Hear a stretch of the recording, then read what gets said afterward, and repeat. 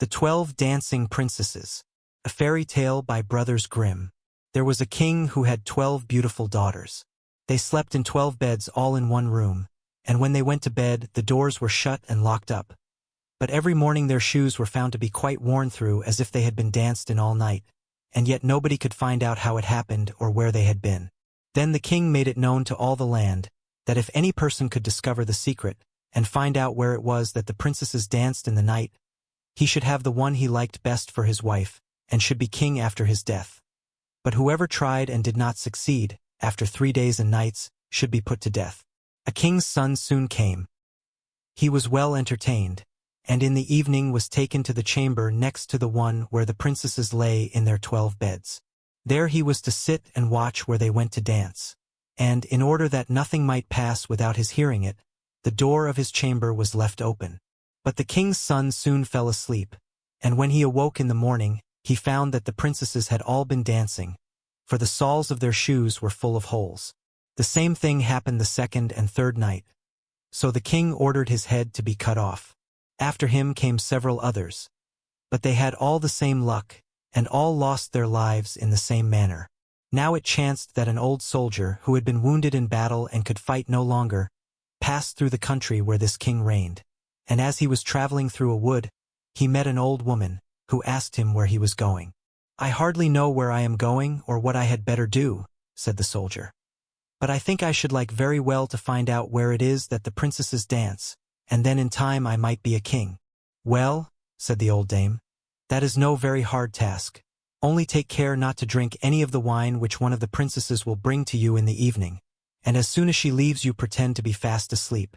Then she gave him a cloak and said, "As soon as you put that on you will become invisible, and you will then be able to follow the princesses wherever they go." When the soldier heard all this good counsel, he determined to try his luck. So he went to the king, and said he was willing to undertake the task. He was as well received as the others had been, and the king ordered fine royal robes to be given him, and when the evening came he was led to the outer chamber. Just as he was going to lie down, the eldest of the princesses brought him a cup of wine. But the soldier threw it all away secretly, taking care not to drink a drop. Then he laid himself down on his bed, and in a little while began to snore very loud as if he was fast asleep. When the 12 princesses heard this they laughed heartily, and the eldest said, "This fellow too might have done a wiser thing than lose his life in this way." Then they rose up and opened their drawers and boxes, and took out all their fine clothes, and dressed themselves at the glass, and skipped about as if they were eager to begin dancing. But the youngest said, "I don't know how it is, while you are so happy I feel very uneasy. I am sure some mischance will befall us." "You simpleton," said the eldest, "you are always afraid. Have you forgotten how many kings' sons have already watched in vain? And as for this soldier, even if I had not given him his sleeping draught, he would have slept soundly enough." When they were all ready, they went and looked at the soldier, but he snored on and did not stir hand or foot. So they thought they were quite safe, and the eldest went up to her own bed and clapped her hands, and the bed sank into the floor and a trapdoor flew open. The soldier saw them going down through the trapdoor one after another, the eldest leading the way, and thinking he had no time to lose, he jumped up, put on the cloak which the old woman had given him, and followed them.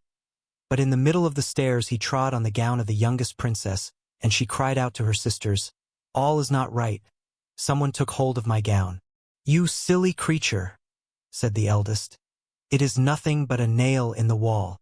Then down they all went, and at the bottom they found themselves in a most delightful grove of trees, and the leaves were all of silver, and glittered and sparkled beautifully.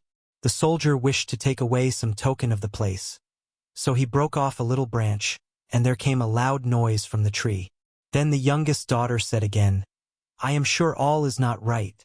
Did not you hear that noise? That never happened before." But the eldest said, "It is only our princes, who are shouting for joy at our approach." Then they came to another grove of trees, where all the leaves were of gold, and afterwards to a third, where the leaves were all glittering diamonds. And the soldier broke a branch from each, and every time there was a loud noise, which made the youngest sister tremble with fear. But the eldest still said, it was only the princes who were crying for joy. So they went on till they came to a great lake, and at the side of the lake there lay 12 little boats with 12 handsome princes in them, who seemed to be waiting there for the princesses. One of the princesses went into each boat, and the soldier stepped into the same boat with the youngest. As they were rowing over the lake, the prince who was in the boat with the youngest princess and the soldier said, "I do not know why it is, but though I am rowing with all my might we do not get on so fast as usual, and I am quite tired. The boat seems very heavy today." "It is only the heat of the weather," said the princess. "I feel it very warm too." On the other side of the lake stood a fine illuminated castle, from which came the merry music of horns and trumpets. There they all landed and went into the castle, and each prince danced with his princess. And the soldier, who was all the time invisible, danced with them too. And when any of the princesses had a cup of wine set by her, he drank it all up, so that when she put the cup to her mouth it was empty. At this, too, the youngest sister was terribly frightened, but the eldest always silenced her. They danced on till 3 o'clock in the morning, and then all their shoes were worn out, so that they were obliged to leave off. The princes rowed them back again over the lake, but this time the soldier placed himself in the boat with the eldest princess. And on the opposite shore they took leave of each other, the princesses promising to come again the next night. When they came to the stairs, the soldier ran on before the princesses and laid himself down. And as the 12 sisters slowly came up very much tired, they heard him snoring in his bed. So they said, "Now all is quite safe." Then they undressed themselves, put away their fine clothes, pulled off their shoes and went to bed. In the morning the soldier said nothing about what had happened, but determined to see more of this strange adventure, and went again the second and third night. And everything happened just as before. The princesses danced each time till their shoes were worn to pieces, and then returned home. However, on the third night the soldier carried away one of the golden cups as a token of where he had been. As soon as the time came when he was to declare the secret, he was taken before the king with the 3 branches and the golden cup, and the 12 princesses stood listening behind the door to hear what he would say.